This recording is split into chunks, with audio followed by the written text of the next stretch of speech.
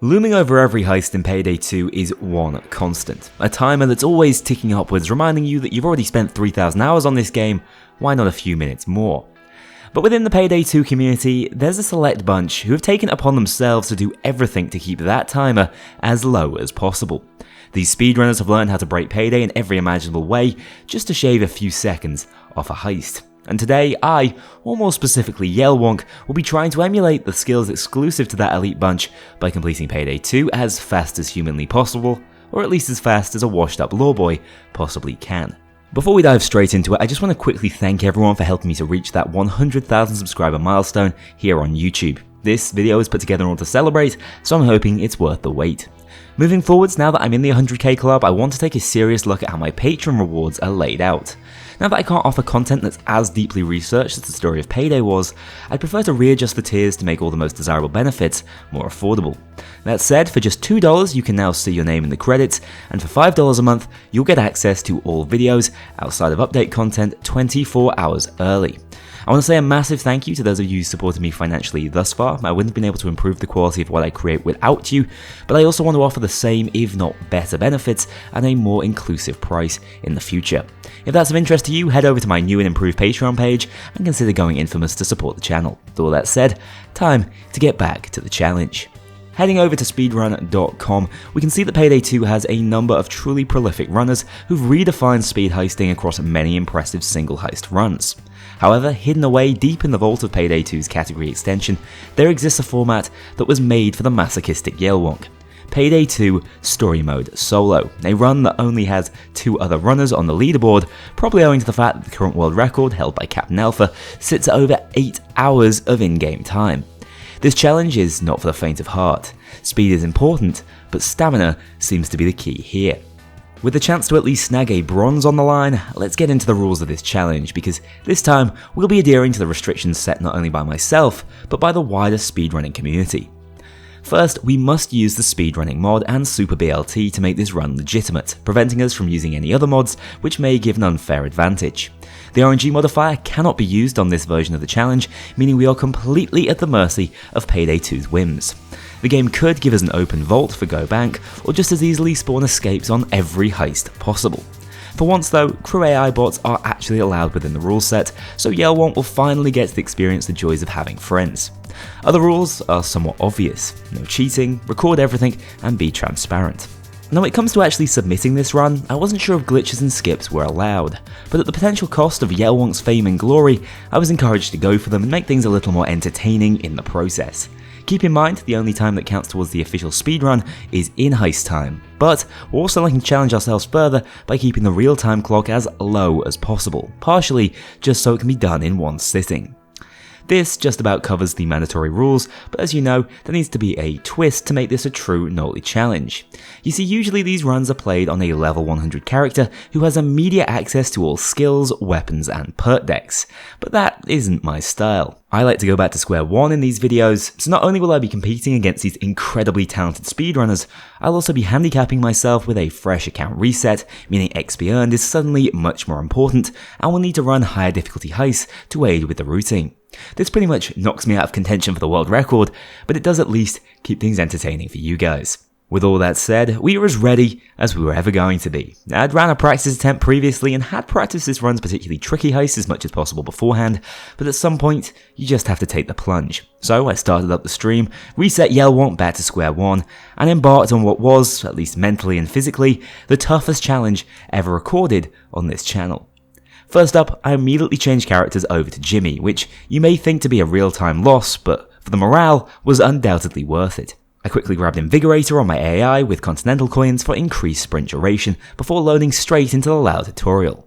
Without wasting too much of your time here, this run was doomed from the start. On Go Bank, I forgot to buy the Ace Pilot asset, wasting precious minutes, failed stealth terribly on the train heist, and then found out that I hadn't hit level 50 before Honest Work, which is unfortunately an untenable time loss due to all the additional heists I'd have to run to get there manually.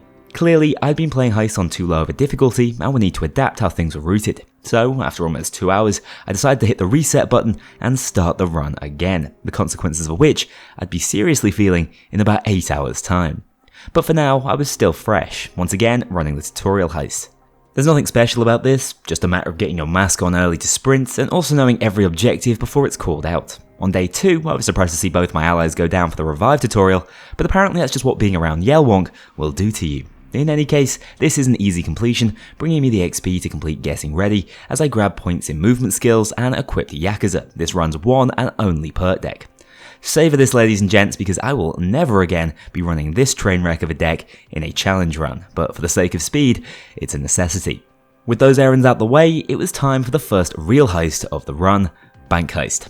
This is one of the few opportunities we have to increase the difficulty without also increasing the required loot and therefore lengthening the heist, meaning it was time to min-max by playing this on Mayhem. Already you can see where the level 0 run deviates from the level 100 variant, as you would only have to run this bank heist on normal if XP wasn't a concern.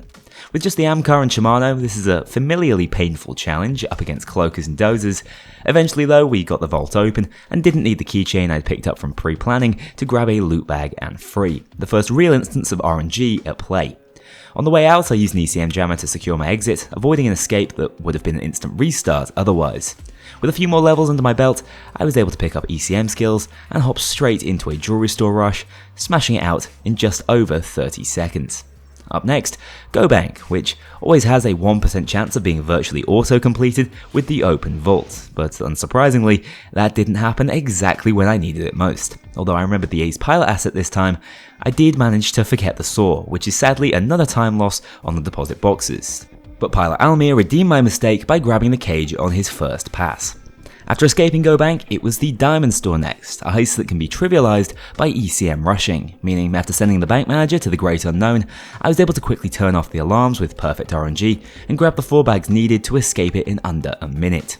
Next, it was time for the Armoured Transport adventure. Time saves are limited here, but we do go in with C4 and a saw to speed up the escape van's arrival. Difficulty makes a huge time difference on these heists, as we only need to secure 2 bags on normal. This means that it can be done in under 6 combined minutes, bringing us on to the first real hurdle in this speedrun. Transport train heist is always an unpredictable mess when I'm the one stealthing it. There's a fair amount of RNG here, as finding the sentry first can be a serious time save too. It's also notable that getting access to the loot before setting off the alarm can save upwards of 3 minutes of drill time. But soft RNG, such as guard placement and movement, can also factor in heavily, as you often get walled out on more complex stealth heists such as this one. It's at this point we really straddle the line of efficiency. What I mean by this is, the theoretical time save from stealthing a heist can be cut down to the point of being negligible due to stealth requiring slower and more patient play than loud gameplay. There are also questions asked of the runner as to whether they would be better off restarting failed stealth attempts instead of continuing in loud. I was constantly trying to make the right judgment call, but genuinely think I could have saved time across the entire run had I been more willing to let stealth go and adapt to loud more often than not. However, despite not having the room to speed stealth for this heist, I did manage to stay undetected whilst moving the turret parts by zipline, then later the 4 ammo bags by dangerously chucking them off the bridge and fleeing with the aid of my last remaining jammer. A really sizable time save relative to my first attempt of the day. After already hitting level 25 and avoiding any additional grinding, Vlad's first series of heists comes next.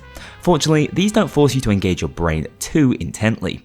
We can ramp up the difficulty of 4 stores, taking on an overkill, as the ECM allows us to trivialize it completely. 4 stores in particular is a godsend as a heist with a fixed wait time, allowing the poor speedrunner who's obviously in it for the long haul to grab a potential toilet break or eat some food. This sort of heist is notably lacking in the later half of the game. More Crasher, also on Overkill, stood in the way next. I really need to learn a more optimised route for this heist, as I'm not sure that going back for 2 oil cans is the way to go, but this run in particular was not helped by me being surprised by my own donation alert. I completely underestimated the damage dealt by Overkill cops, slowing down the destruction process massively, but after burning down another shop, the escape was eventually triggered. White Christmas is quite the opposite of More Crasher, as it's less about player optimisation, more good fortune with objective placements. Whilst it's not overly intense, I did ramp the difficulty back up to Mayhem for it, meaning medic bags were required as an insurance policy. I was legitimately quite impressed by the Shimano customs I bought purely for their high base concealment stat, despite having no skills to buff them up. Sadly, I had to deal with 2 antenna spawns for the helicopter, pushing the runtime with just over an hour already. Ukrainian Job came next to present more of a menuing challenge than anything else, requiring shape charges to speed through in 30 seconds on Overkill. Fortunately, I didn't run into the low chance Titan safes that can spawn on this difficulty and force a heist reset. This completion is important as it leaves me with enough money to invest in a new secondary weapon, the Brothers Grimm shotgun. This thing may be quite expensive for a fresh account to invest in, but once equipped with the Dragon's Breath ammunition type, it becomes clear that the true cost of using this weapon is on your soul. There's a reason I put this thing into my lowest brainpower build ever created, but you can't argue with ease of use when playing Payday for 10 hours straight. So I took my new toy onto Meltdown, where I was able to spend enough skill points to make use of my newly upgraded Yakuza speed boost from the get-go, thanks to Frenzy capping my health at 30%. This made me even more fragile, bearing in mind that I'm also using the suit for movement speed, but it is worth it to turn Jimmy into an Olympic level athlete again. On easier difficulties, once you've found the nukes on Meltdown, there are so many crowbars lying around that it shouldn't take long before you're on to the driving section. Here I used a newly learned strategy to carry all 6 of the required nukes on a single forklift. They may be much slower than the Longfellow, but saving a trip here is huge. Annoyingly, any bump in the road can send the live nukes dangerously tumbling from the forklift, but with a bit of perseverance I was able to secure the lot even with my dodgy driving. Aftershock follows as yet another fiddly vehicle heist, and Run 1 showed why I'm better not trusting my AI, who were really on a warpath throughout this run. I was decimated due to my low health pool, leading to my crew walking all the way around the map before failing to reach me just before custody, the first heist restart of the speedrun, which is unfortunately just time wasted in this case. Fortunately, I had a best scenario outcome come from this, with the 2 loot vans spawning in 2 of the best locations on the map this time around. This allowed me to soar and move the safes most of the way by hand whilst waiting for the C4 to drop, meaning it was just a very short but clumsy reverse before I could drive the truck back to the escape and call in the chopper. The preceding holdouts predominantly consisted of trying to work out why there was literally no furniture in any of the buildings on the construction site, really asking those important questions. Nightclub is next on the chopping block, another heist that can really be trivialized by ECMs or saws and the ability to lockpick safes. In under a minute, the money was secured, leaving me just waiting around for the escape 2 minutes later. By this point, I had 4 points in Yakuza, an important milestone for boosting XP gain. Important as I was running out of heist before I needed to be at level 50. That consideration in mind, I bumped Stealing Christmas all the way to Mayhem this time around.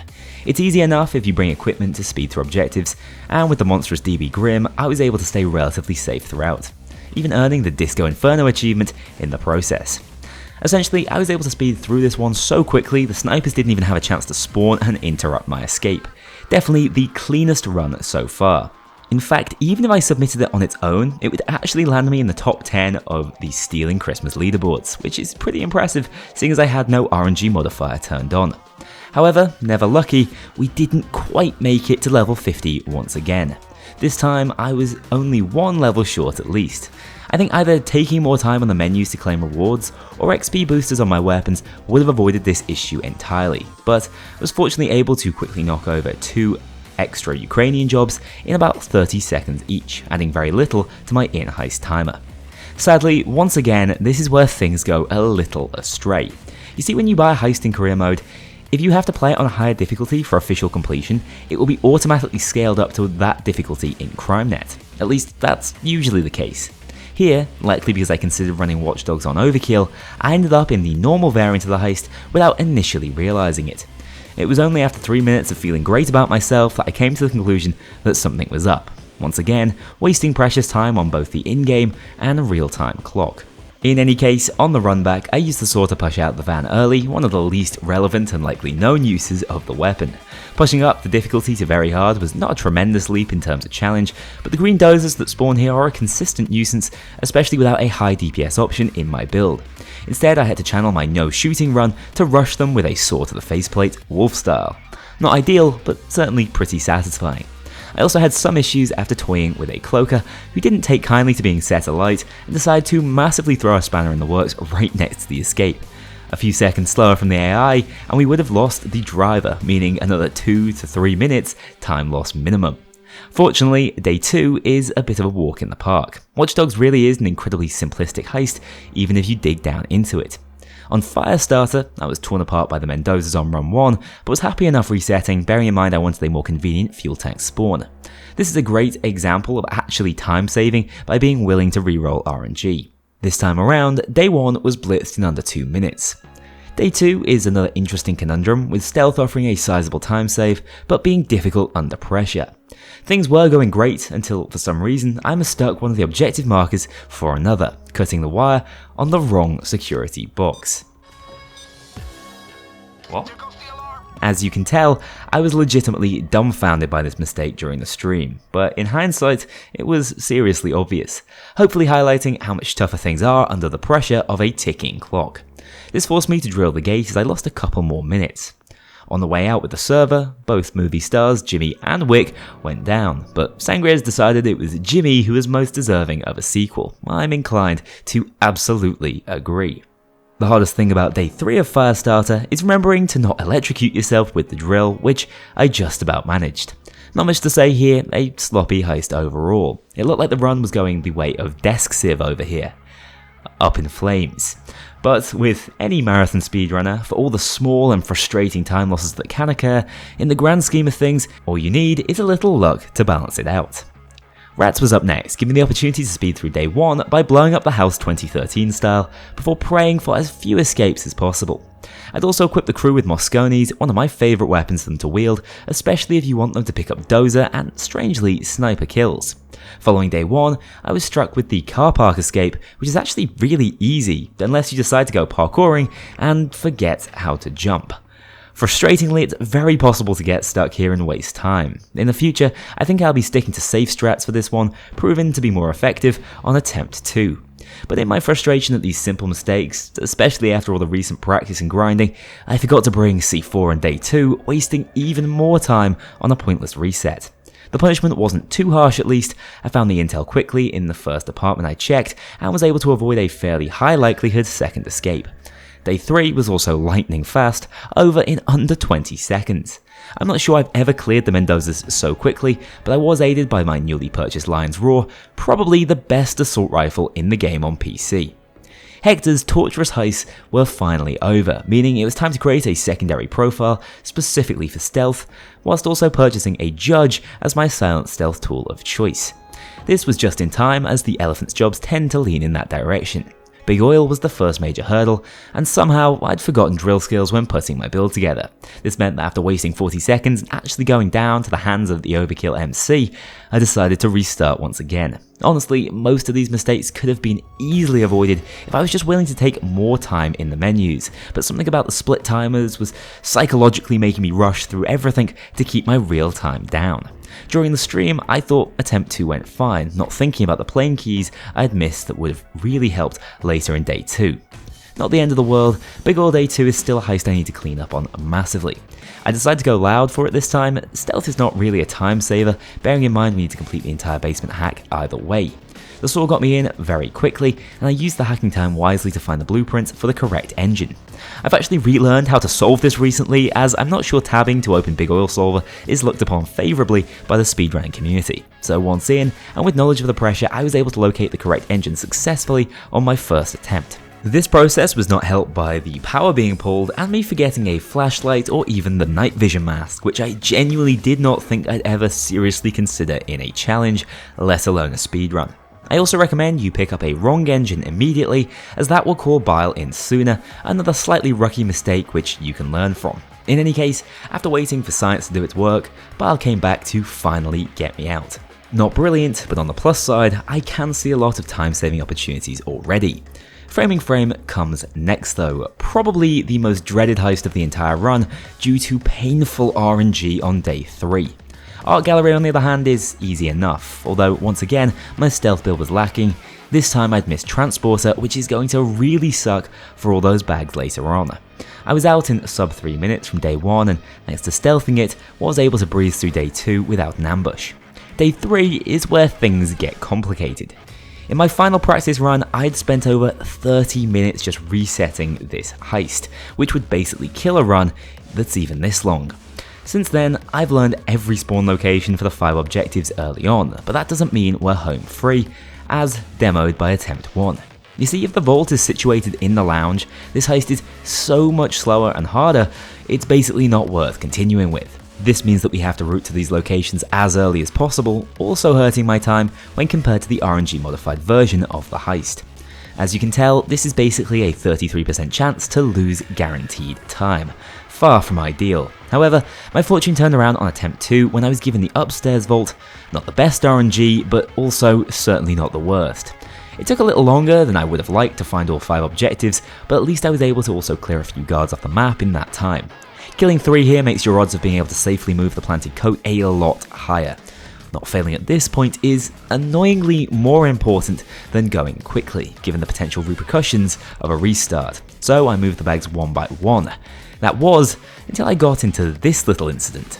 Now I was on a timer with no more pages, meaning backup strats were in order.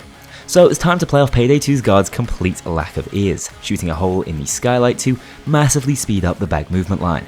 With this little speed tech and 2 ECM still in my pocket just in case, it was possible to clear framing frame day 3 in under 10 minutes total. Certainly not breaking any world records, but fast enough on a marathon like this. Following that tense heist, Election Day is a lovely reprieve in stealth, being one of the easiest heists once you wrap your head around it. On day 1 we can just tag the odd track out and escape in less than a minute, whilst day 2 can be heavily carried by ECMs if need be. Annoyingly, it takes a few extra minutes to find the 6th voting machine, but I eventually got out of there in just over 5. The dentist of course enters the picture here, and with him comes some of the best heists in Payday history, as well as some of the toughest. Big Bank comes first, a heist I was determined to stealth despite bringing thermite just in case. On attempt 1 I managed to spend 2 minutes not really doing anything before getting caught in 4K in the employee booth.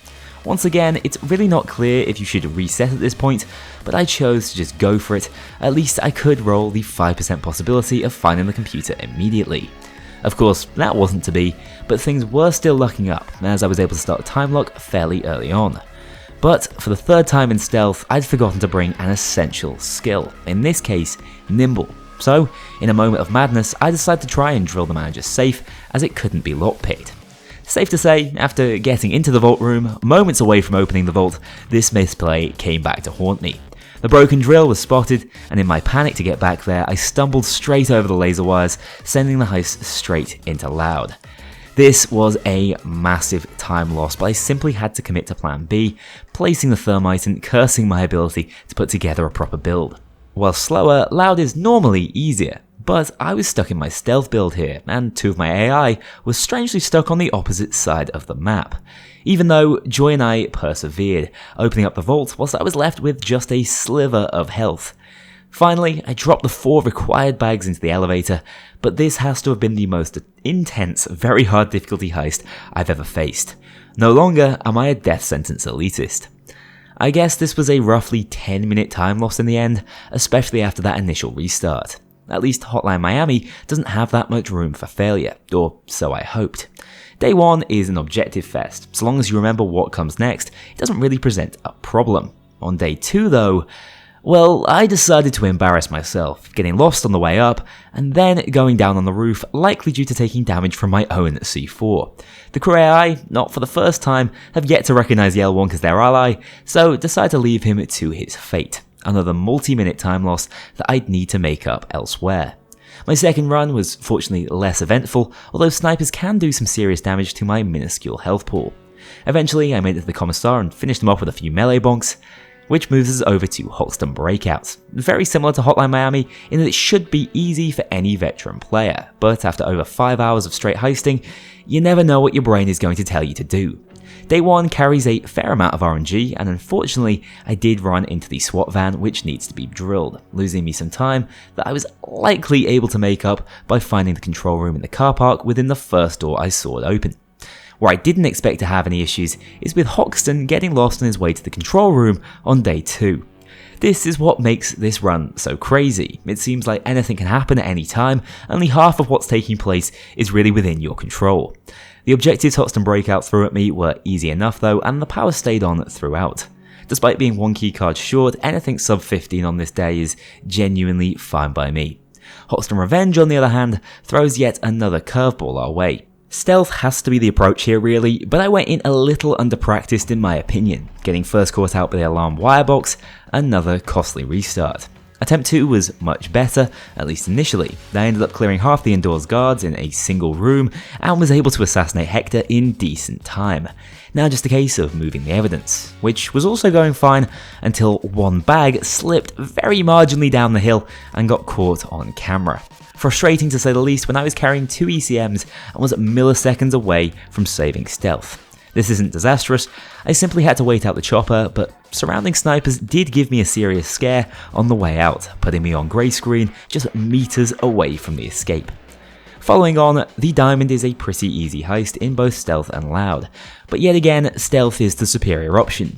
At least it would be if I didn't suck. If only I'd realised that this was essentially a stealth speedrun beforehand. Really not my forte. Once again though, Payday giveth and taketh away, as once inside the exhibit I was granted a very easy puzzle which I was able to complete from memory, saving a little time overall. Even so, I needed to seriously clean up my act. I needed a heist that would let me break the mold, possibly even the laws of physics. Step up the Golden Grin Casino. I grabbed a new skill for this run, Stockholm Syndrome, put together a very specific pre-planning route and crossed my fingers. After first taking a hostage, I jumped on this very specific plant pot, a portal to another dimension, and crouched. To my absolute shock and awe, I hit it first time. As you can see, pulling off this glitch will send you through the abyss and straight into the vault below. After going to custody, we can just press spacebar and come back with 90% of the heist already complete. Little disclaimer here for you though, don't do floor clips in public lobbies, you'll look like an asshole, and this glitch isn't even useful for farming XP or money as you'll miss out on all the objective experience you'd pick up otherwise. But for speedruns, it is pretty cool, getting me out with the dentist loot in just over 2 minutes. The Butcher enters the fray next, bringing me my least favourite choice of the run, Bomb Dockyard or Forest, 2 of my most hated heists in the game. Dockyard really is the only good choice though, meaning more stealth sadness was on its way. Run 1 failed after 3 minutes due to a lack of caution, Run 2 went after 45 seconds due to this strangely perceptive civilian, Run 3, a 7-camera combo. No.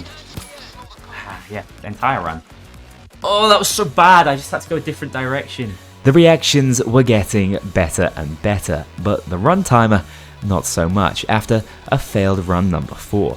At this point, if it wasn't for that slit golden grin, I'd be considering a reset, but I just had to keep reminding myself that these mistakes could be worked off by cleaner play in the future.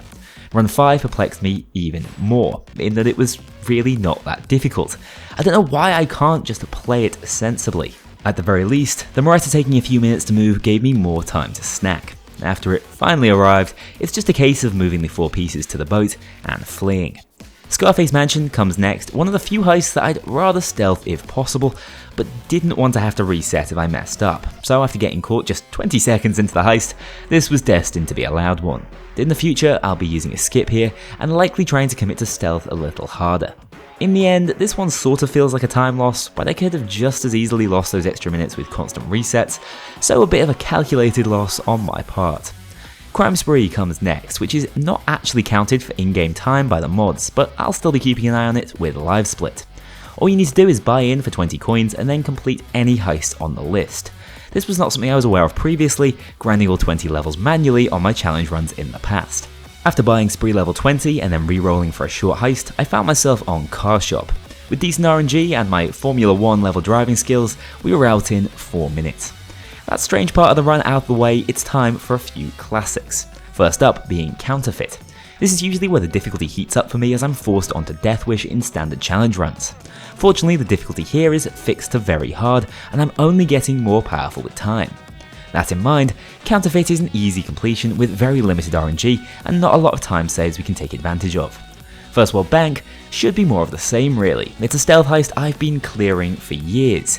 Yet, I think as we come closer to the 8-hour mark, things start to go a little astray.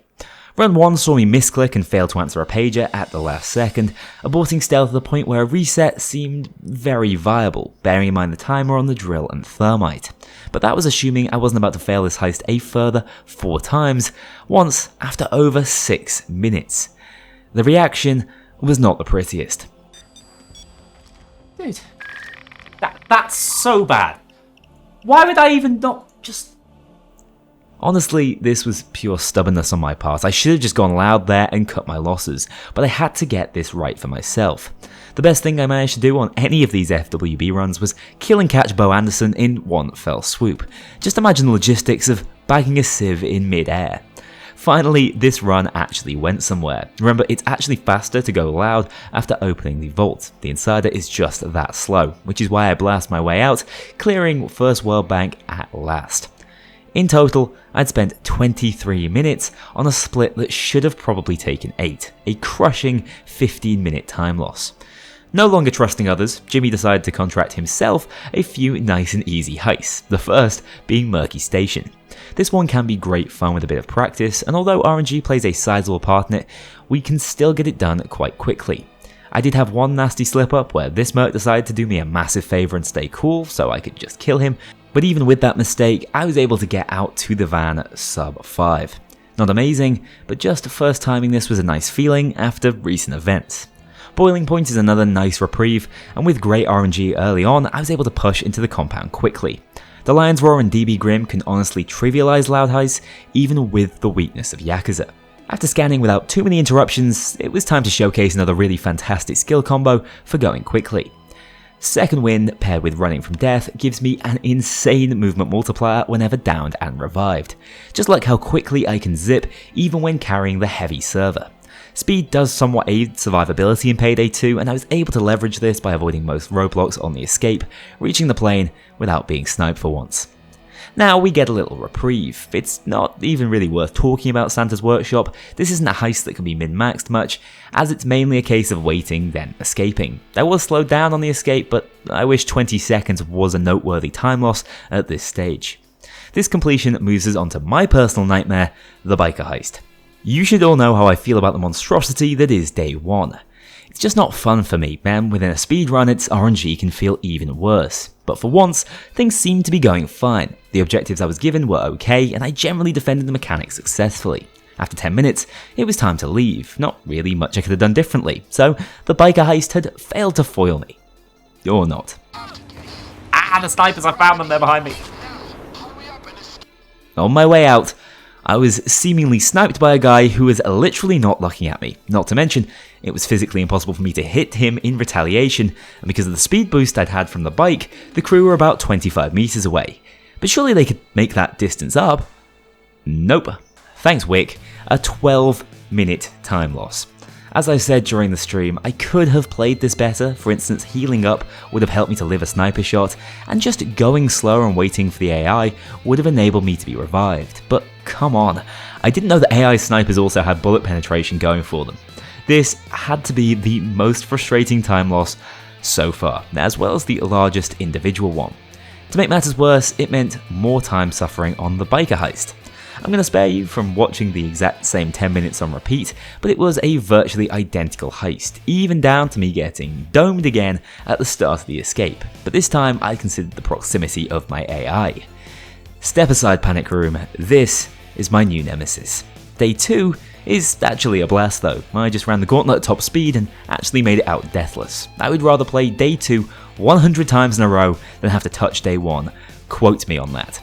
Alas, Panic Room comes next. As I mentioned, this heist is actually fine when you have a sniper slaying tool, and the Lion's Roar definitely fits the bill. Funnily enough, it was my Dallas AI who actually seemed to do the best job of taking them out in the end. Pity the crew weren't hitting these shots during the no shooting run. Going quickly here is mainly about timing the assault waves well to rush through the defense objectives. I got fairly fortunate on that front, escaping in under 13 minutes despite a close call on the staircase down. This may be a long speedrun, but I'm still certain I spent more time on Panic Room alone in these prior challenge runs, so always nice to push past it. Brooklyn 1010 actually offers a fairly similar challenge. Once again, completing things quickly often boils down to just killing quickly, which really appeals to my caveman brain more than deftly stealthing things. I was virtually spawn killing the gang members as they appeared on the map, until I joined Sharon on the ground floor for the escape. Funnily enough, the rare 1 in 10 escape here is actually a time loss, so I was relieved to dodge that low percentage bullet. 8:30 is actually a great clear time without fixed RNG or skips. The Yacht heist comes next, drawing me back into the dreaded stealth rabbit hole. At this stage though, I actually had enough skill points for extra body bags, a life-saving crutch when you have the tendency to run directly into a group of civs and guards. After I'd hidden their warm bodies snugly away in the shower and secured the final money bags in the upper deck bookshelf, it was just a case of avoiding lasers and these two guards who always like to get in my way. The ECM limitations make this a little more scary, but after choosing violence, the path was clear for me to take the hard drive and escape. Not a time to write home about, but once again a solid enough clear. If every heist went this averagely, I'd maybe be in with a shot at the world record, given how much of an endurance test this run is. Undercover takes us back to the classics and brings more RNG pitfalls to avoid though. Fortunately, the car did drop down the staircase, meaning the taxman doesn't get the chance to go on a full apartment tour before his little one-to-one session with the Buttermite gun. Ethan takes one for the team from this cloaker on the way, using that bolt he's well renowned for. Once you get interrogating, it's always hard to find the power sockets before they get pulled, though after they're located the key here is to assign AI to defend different objectives. Keeping up time on the hack is important here and lets me escape with a cool 25mm in just over 10 minutes. Ew! Ow! Ignore that. The real highlight of this run was the many involuntary noises made in the process. Slaughterhouse, my least favourite classic heist, is another awkward one. There's not a lot of time saves here, just have to be fast and efficient with moving the gold bags. I tried to grab both jerry cans as fast as possible too, but this just baited poor Chains into death by cloaker. I think this ended up being my sloppiest heist in terms of deaths, but it wasn't always my fault, going from getting sniped, to revived, to tased all in about 5 seconds on one occasion. In any case, there are enough meds, despite me accidentally bringing C4, to get through the lengthy holdout in the cargo zone, escaping in a painful 13 minutes. This takes us onto the home straight, also known as Lock Central. Finally, the story starts to take shape and the heist difficulty ramps up. Beneath the Mountain is First, one that doesn't have many time-saving opportunities either, but requires fairly clean gameplay to avoid slowdowns and interruptions. After pushing through to the airlock, a sniper reminded me just how badly they have it out for me, cross-mapping with about a pixel of Jimmy's curly hair visible. On the plus side, the 2 necessary hacks went uninterrupted, meaning I could head up to the lift shaft and meet Locke. Here, one of the bags somehow got stuck, vibrating in a way that has me believing the masterpiece inside may not be in mint condition any longer. The satellite objective was clean and the escape easy enough, another fine heist, all things considered. When I run this again though, I'm definitely going to consider a tiny bit more tankiness. As things stand, I'm far too easy to kill, which has been slowing things down slightly instead of speeding them up. I don't really have the time to make those adjustments mid-run though sadly, jumping onto Birth of Sky, likely the highest risk heist in the game in terms of possibly going into custody. As such, I actually chose to load up with 2 medic bags, not ideal for speed strats, but safety is just as important this far into the run. I smashed the gauntlet on the plane at top speed, but really should have aimed for a rooftop from the skydive, losing me a little bit of time. Nothing too tough here until the snipers start spawning in. The most frustrating part of this run is definitely that I managed to spend a minute and a half distracted by chat, not realising that I had to rub my entire body up against the 3rd money pallet before Locke would call for the flare. This is how on autopilot I was at this stage. Concentration was definitely starting to fade, but fortunately after securing the last loot, I was able to actually sprint through the many dangers in the sewers without going down for once. The big difference here is that green dozers can at least be armor gated due to their low fire rate when compared to the skull dozers I'm used to facing in that cesspit. This allowed me to test out the theory that Yakuza Jimmy is in fact faster than the speedboat. What a beast. Heat Street comes next, another chance to test my legs up against actual vehicles as I chase down the ambulance before it reached Matt's crashed van. This section of the heist really can't be sped up, it's just a waiting game, so instead I'll skip to the dreaded escort section. Honestly, this isn't so bad outside of the alleyway as there's enough room to clear a path for Roscoe to stop his movement from being interrupted. With no real skips, this was just a run-of-the-mill completion. Keeping with the painful escort theme, Green Bridge pulls no punches in a speedrun format. The 4-van RNG makes it much more of a stretch than it would be otherwise, and to make matters worse, I was accidentally missing drill skills after replacing them with Combat Doctor for meds. This was another frustrating error on my part that absolutely wasn't helped by the prisoner spawning in the van at the very rear. An unavoidable time loss which really stings, seeing as it means I have to escort the guy even further. This is the sort of RNG you just have to live with though, restarting can't help us here. So we sadly traipsed to the top of the scaffolding, soggy and exhausted after Payday had once again scammed me out of precious seconds. At least the pilot managed a first time pickup, allowing me to flee up the road, survive what may have been a fatal sniper shot, bearing in mind my distance from the AI, and make it out by the skin of my teeth. Alaskan Deal is another sort of nothing heist. So long as you know where the objectives are spawning, there are a few elite strats we can pull off here. Just go fast and don't die when there are things you could be interacting with. Advice I was generally able to follow. Even better, I was able to time the fade perfectly, resulting in no cops spawning on the ship and slowing down the escape. Not a bad run, all things considered. To take revenge on Locke, the Payday gang's next target was the Diamond Heist, another bastion of extreme randomness. Stealth is preferred again, but not really worth resetting over, which was going great until I underestimated the high-rise's camera coverage and launched Garnet Jr.'s body straight in front of one. A little more escorting later, apparently Overkill were obsessed with that mechanic back in Payday the Heist, and it was time to clear out the vault. In hindsight, I probably should have done this one bag at a time as the zipline is so slow, but I wanted to get all of the bags out of the vault whilst my ECMs were hacking the turret. This heist was turning into a bit of a mess, but as I've already made clear, this run is all about adapting. A 12.5 minute completion is infinitely better than 20 plus minutes spent resetting and banging my head up against Big Bank and First World Bank earlier on, a lesson I think I've truly learned for future runs.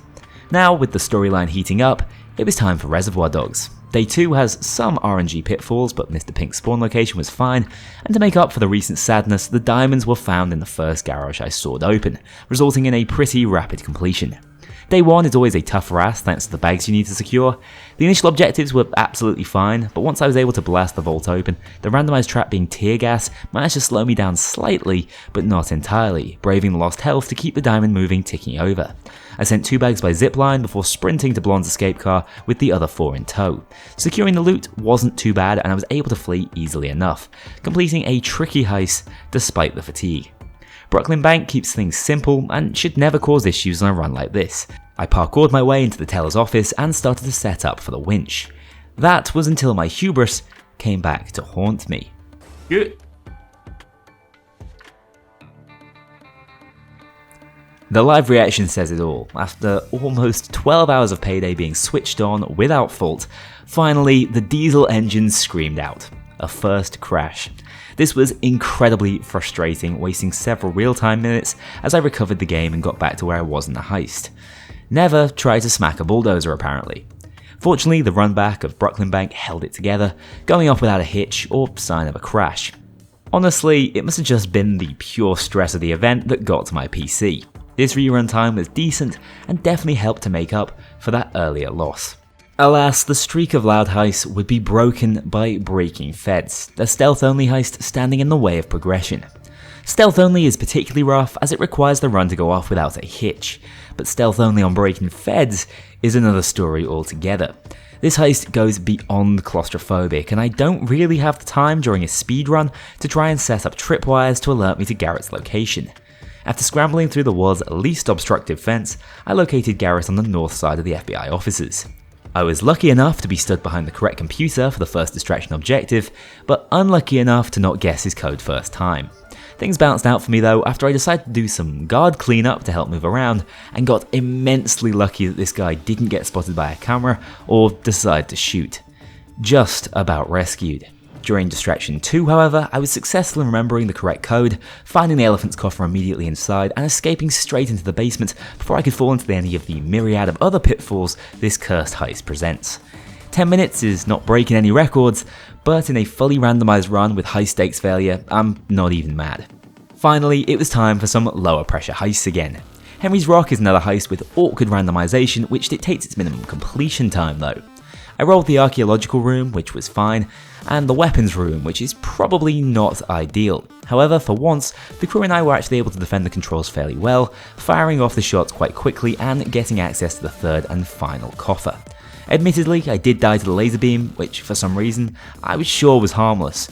But yeah, I have to do these things, for science, sometimes. It would possibly make sense to not do it during a speedrun, and also to bring along ECMs here for the turret escape section. But the medbags did their job in allowing me to play a little more fast and loose and stand in the way of laser beams when taking them out manually. Not a particularly fast or slow run in the end, given the RNG I was working with.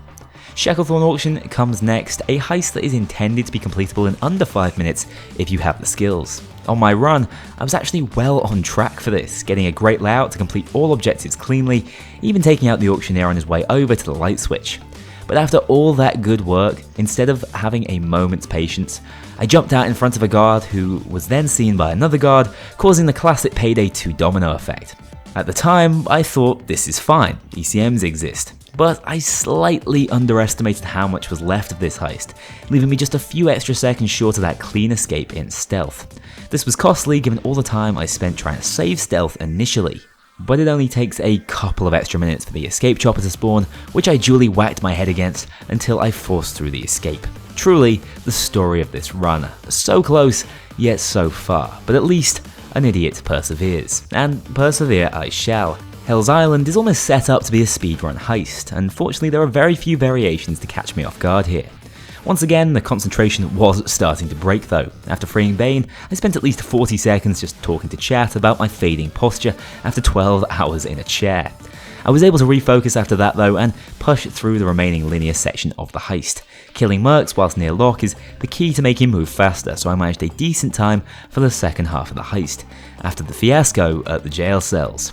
With that, we are down to the wire, just 2 more heists standing between me and my bed. And to my relief, as of that morning, I had learned a new strategy to conquer no mercy rapidly. First, drill into the ward, just as you would when going loud. Then, stand on an awkwardly small bit of map geometry that is not working entirely as intended, shuffle and crouch, and once again, as we did in Golden Grin, fall into the great beyond. Except this time the game will do you a solid and land you straight beside the basement escape without even needing to be brought back from custody. A huge time save within this run, which takes us onto the grand finale. The White House, which I pledged to chat I would keep attempting in stealth until complete. Flying in on the chopper is a horrible 17-second time sink if you mess this up every time, so it was important that I went in clean. 2 minutes later, this fella decided that he was going to materialise straight out of a wall just to ruin the party. Another 3 minutes after that, I committed this cardinal sin of heisting. Always check your corners. However, this really isn't a tough heist on lower difficulties. I just hadn't realised how few guards there really were and wasn't taking advantage of that fact. There's a guard coming in. They're evil, you know. Bad luck, cats. Dude, no one can hear you. No one can hear you. No one can hear you. Yep, that's pure delirium, and for good reason. With the USB in hand, I was able to secure access to the POC, the button for which took bloody ages to find, by the way, cementing this run as not one to thank the RNG gods for. The final 3 PC hack at the end of it all is a simple waiting game, for which I was tremendously grateful. As there are only 2 guards down here on lower difficulties, they can easily be avoided, allowing for just one final scare as I enter the vault and grab the pardons. In all, it probably would have been faster to just go loud, but sometimes it's the experience that counts. I mean, maybe not for actual good speedrunners, but for me, this was one hell of a challenge and a brilliant struggle throughout. So, as you can see, we completed the entire career mode in 10 hours, 54 minutes and 8 seconds. Respectable, I think, given the circumstances. More interestingly, if we strip everything else away and just look at in-game time, this comes all the way down to 9 hours, 4 minutes and 53 seconds. So close to that sub 9 mark I was aiming for. Even with those massive skips on Golden Grin and No Mercy, I'm still over an hour off the world record, but I'm pretty proud considering this is an unoptimized fresh account run, making things much trickier than they would have been in this category. But what I find incredibly interesting is that from wiping out pure missteps and heist failures, I could save 50 minutes 35 seconds, and if I didn't fail stealth so often, likely another 20 minutes. That means if I can clean up this run, there's a lot of potential here. Thank you so much for making this event a success. My viewership was at record highs throughout. Chat was incredibly active and kept me going during the moments of frustration, and honestly, I can't wait to do it all again. In fact, maybe I don't have to wait. Whilst I'm happy with this run for a first try, what if I told you I'm going to try to beat it on a live stream once again throughout May?